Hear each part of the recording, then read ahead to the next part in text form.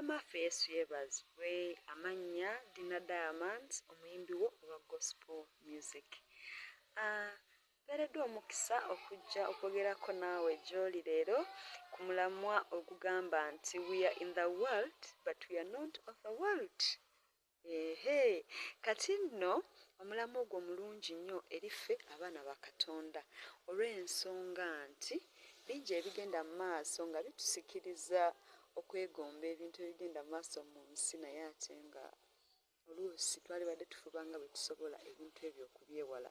Kati tusomeko mu 1 John chapter 2 verses 15 tujja kukiryako ne wansi awo nga Bible egamba do not love the world or anything in the world, because the things that are in the world, okugeza okwaka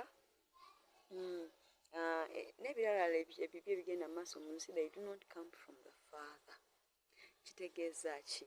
Ffe tuli baana ba Katonda, tubaawo tutya nga tetwagala bintu bya nsi, tetuuzimbe mayumba bannange, tetuulya emmere ennungi, tetutambule tuvuge mamotoka. Si kyategeeza.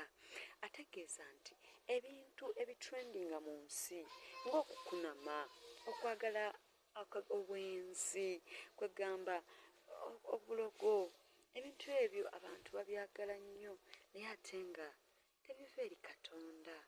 Kakitegeeza ki? Ebintu ebyo bingi nnyo era oluusi atabikoze afuuka odd man out, naye ate nga ffe tuli baana ba Katonda, tuli ba ambassadors ab'eggulu. Kati ambassador ye muntu bw'ati: singa nfuuka ambassador wa Uganda leero mu America, bwe ntuukayo eri omulimu omukulu guba gwa kukiikirira Uganda gyenva, nti wadde ndi mu America naye ate era mbeera ngoba ddembe lya bannayuganda, mbeera ngoba ku bya nsi yange.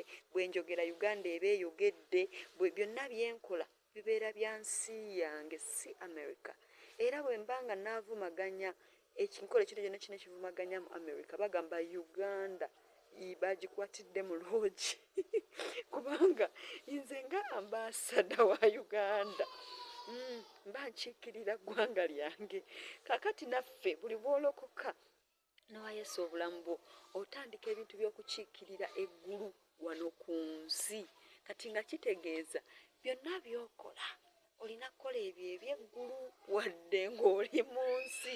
Kyava gamba nti do not love the world. Gwetebereza nga wagenda okiikirira Uganda n'otuuka mu America n'obeerako mu Las Vegas, bannange n'oyagala ebigenda mu maaso ebikolebwayo Uganda